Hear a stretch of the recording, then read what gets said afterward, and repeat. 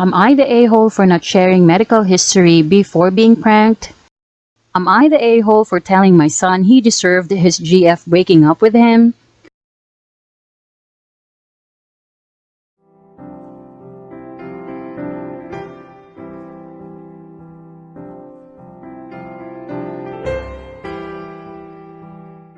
Am I the a-hole for not sharing medical history before being pranked?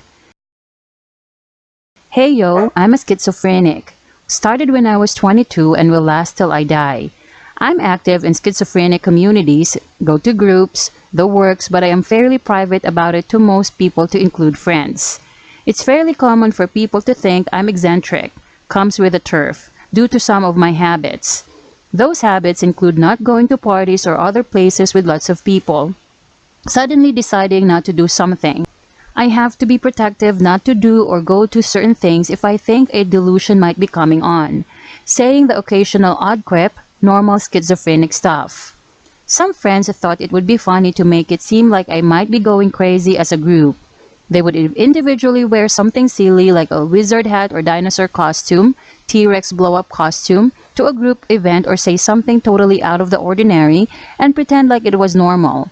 Police like to track people like you. COVID is just a way to microchip you, etc. These are very real scary thoughts to me. I would ask members of the group if they had heard concerns about these conspiracies or weird garb from the other members, but they all acted like they had hung out with that particular member that day and I hadn't been involved. I was really scared that this could have been a massive delusion morphing into a full psychosis, so I preemptively checked myself into a hospital to stop myself from potentially hurting myself or diving further into the rabbit hole, common in schizophrenic community. I was so scared my medication stopped working. No one heard from me for a few days while I was in the hospital. And when I checked out, I confided in one of them about what had happened. I got a really long apology explaining what happened and I blew up at them. I have ignored attempts from the others trying to apologize and have no desire to talk with them again. Am I the a-hole for not previously stating that I am schizophrenic? Update. Am I the a-hole for not sharing my medical history before being pranked? Hey yo, I had a few folks message me over the last couple of months, the latest tonight.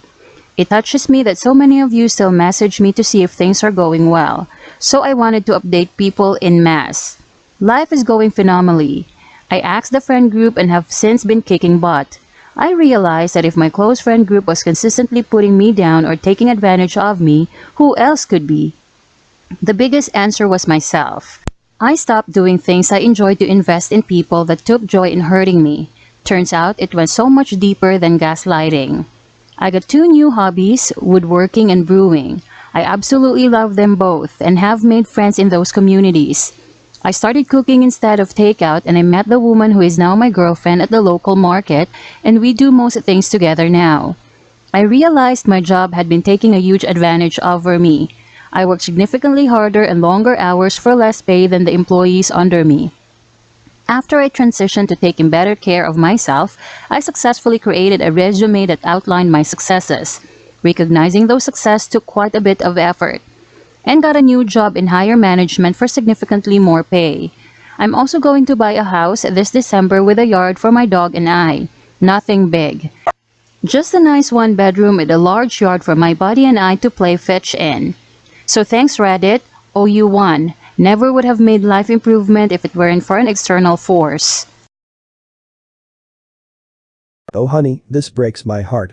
My partner is schizophrenic and it's hard enough on its own without some group of Oz deciding it would be fun to collectively gaslight you. Please go with your gut and never talk to these AHs again. As far as whether not telling them ahead of time makes you an maybe in some alternate reality where schizophrenia stigma didn't exist. Also, I have never even heard of a group of friends doing this particular prank en masse, so I don't know how you could have anticipated this happening because for the most part, this doesn't happen. I'm proud of you for going to the hospital when you felt you needed to, that's a hard thing to do. A lot of people look back at the friends they had at your age and can't believe they ever put up with such an immature pack of Oz. You'll meet better people and hopefully some of your ex-friends will learn a lesson and become better friends in their futures. NTA, I don't think your friends were intentionally trying to make you think you were having a delusion or going into psychosis, but I think their prank went way too far. If they would have messed with you for a couple of hours and then let you in on it, okay, it was a really insensitive prank. My issue is that they kept this up for weeks and, if they're good friends, saw how much distress it was causing you and no one spoke up. I've seen someone on active delusions and questioning their version of reality, and you can't watch that and not realize something is causing a person a great deal of stress. I've had 2 friends play a prank on me before that lead to me having a panic attack. A really intense, collapse to the floor panic attack. The second my friend saw my reaction, she spoke up and stopped everything. Was the prank insensitive? Yes. And I was upset. But I forgave them because they immediately made it right. They didn't let me suffer because it was part of the prank. They stopped the prank because it was causing me stress. I'm sorry, OP, about what happened. I can imagine how terrible that experience was, and you must be really strong and courageous for taking the steps to check yourself and when you thought it was necessary. I know from personal experience how hard and scary it is to make that choice. I've voluntarily admitted in a psych unit not too long ago, and it was one of the hardest decisions I've ever had to make. I applaud you for being willing and devoted to making healthy choices for your own mental health. YTA, but not for not sharing your diagnosis with them, though it might be helpful to everyone involved if you did with close friends. YTA for shunning friends who didn't know about your diagnosis, so acted as though you didn't have it. They are probably confused and hurt right now, and if they are good people, and I'm assuming you thought so until this happened, would probably apologize and be horrified on your behalf if you told them the truth and be different in the way you need going forward. From what you said, one of them actually acted exactly this way. As someone who's diagnosed with bipolar, Asperger's, and ADHD, it annoys me the way people with our kinds of diagnoses act as though the whole world needs to behave as though everyone is bipolar or schizophrenic in order for us to live well. Our diagnoses are not common though, and are not ideal to live with. We shouldn't be trying to have the world normalize our behaviors and idiosyncrasies for everyone. I know our diagnoses have different complications, but I can't blame people for treating me like a neurotypical person and having the same standards as they would for most if I never let them in.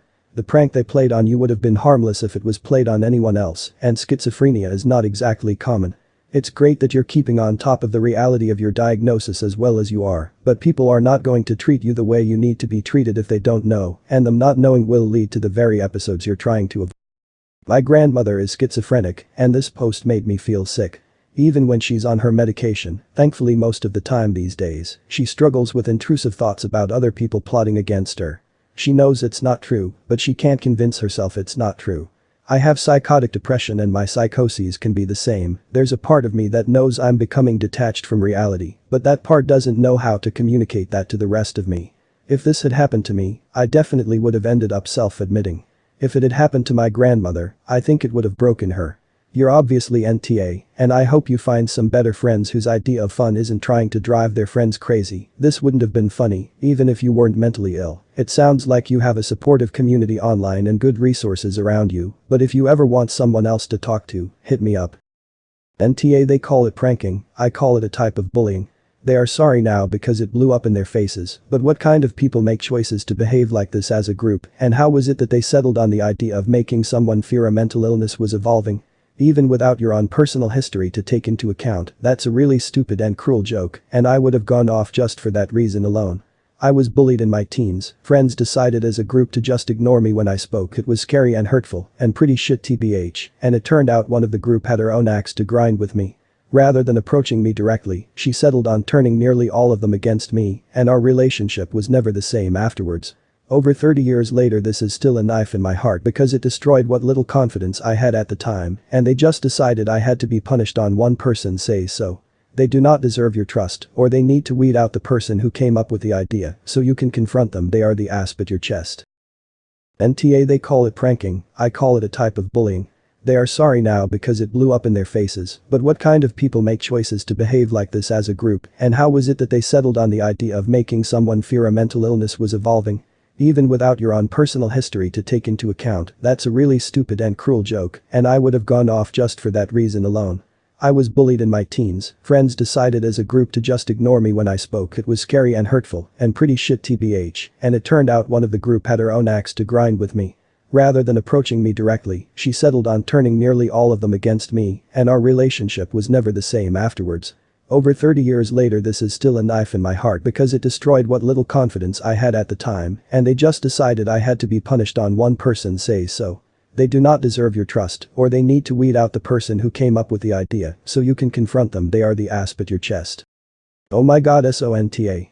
What your friends did is reckless, disrespectful to the max, mean, irresponsible, and could get somebody killed.